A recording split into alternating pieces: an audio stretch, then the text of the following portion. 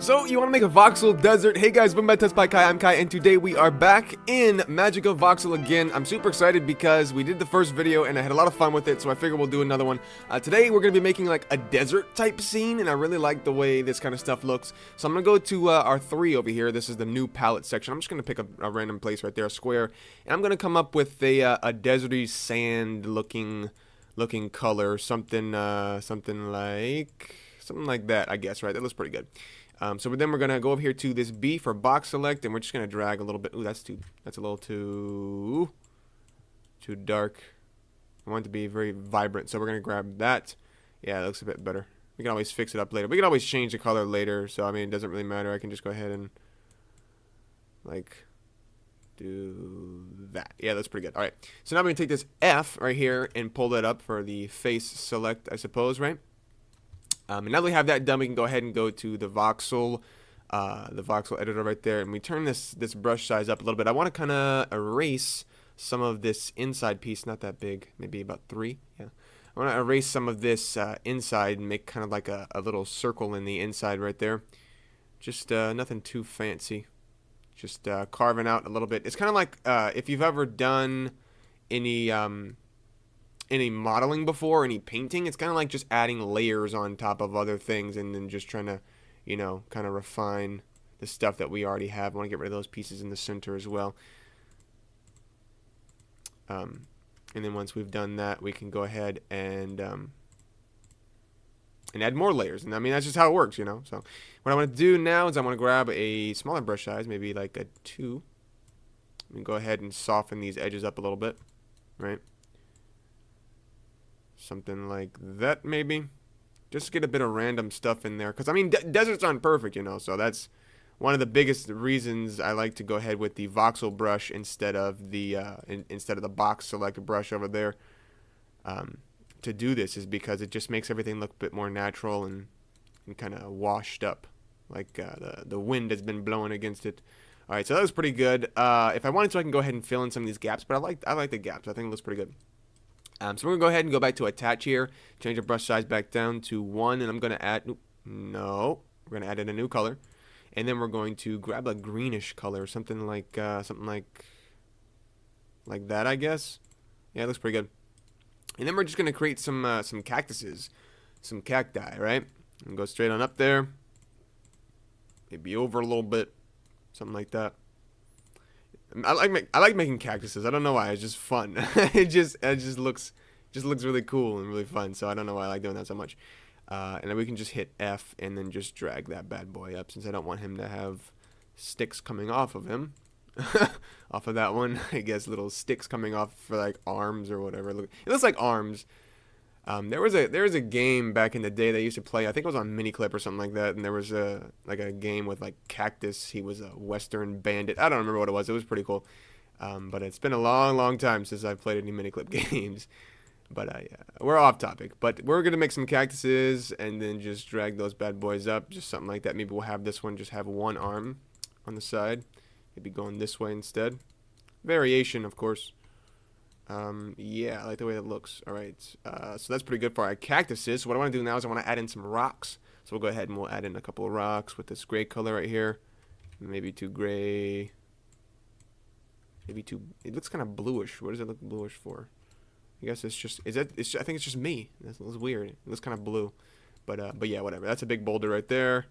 Got one right there. Just add some random pebbles around. I just love the way voxels look. It just has such a great feeling. I don't know what it is. It just like it feels like home. I don't know. I'm hyper today. I don't know what's up with me. Ignore me. So we're just gonna add a couple rocks all around, and some boulders, something like that. So I want to go ahead now. I want to add a bit more texture to the sand here. Now that we're pretty much done with our actual full scene, what I want to do is I want to kind of add in. Some different texture to the scene. So what we can do is we can select this color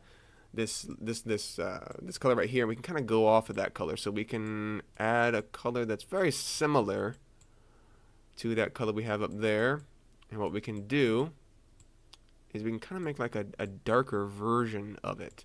So we're trying to get close, and then we can go ahead and paint. So go to paint mode, turn the brush size up a little bit, and we can just paint over that a little bit. Maybe a bit too dark. Maybe not saturated enough. Something like that, yeah. And we'll add in just a little bit of variation. We'll paint right on the surface of the desert there, which looks pretty cool. Maybe we have a little bit of a hard rock underneath there. Maybe a little bit of clay. I don't know. Could be. But be sure not to go over a cactus, because then it'll just paint it and make it look like a clay cactus. So be sure you don't paint over any rocks or anything like that. You could have done this step before we added anything, but I like to do it afterwards because it kind of gives you a feel of where everything is at. So I just like kind of sculpting everything as we go, you know. So I'm gonna actually do the sides as well, because I might want to rotate this a bit around a little bit. So we're gonna do the sides, just something like that, just some random texture in there, kind of getting it to look not as blocky, right? Or more blocky, I suppose it would be, right? Just go ahead and go all the way around, and underneath add in some stuff. And this looks kind of liney right now, but when we take a step back and we add in the other texture colors as well, it won't look as bad. So what we're gonna do is, I think that'd be good for now. Just add in a couple over here, and then over on the side here, we'll go over and we'll add one more color, and we'll do maybe a little bit darker of close to the same shade that we just had. So we'll do a little bit darker, something like, it's a little too brownish. Maybe we'll go, color matching is the most difficult part here, so we need to get that a bit closer. Looks pretty good. We'll go ahead and add in a couple of these colors around here, right? Just for variation.